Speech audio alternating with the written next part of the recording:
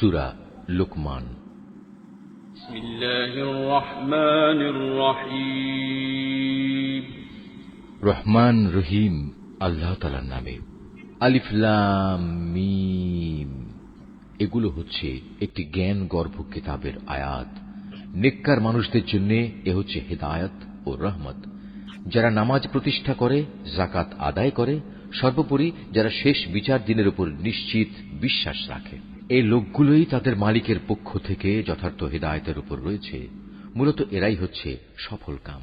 মানুষদের মাঝে এমন ব্যক্তিও আছে যে অর্থহীন ও বেহুদা গল্প কাহিনী কেনে, যাতে করে মানুষদের নিতান্ত অজ্ঞতার ভিত্তিতে আল্লাহ তাআলার পথ থেকে দূরে সরিয়ে রাখতে পারে। সে এ নিয়ে হাসি বিদ্রুপ করে। তাদের জন্য অপমানকর শাস্তির ব্যবস্থা রয়েছে।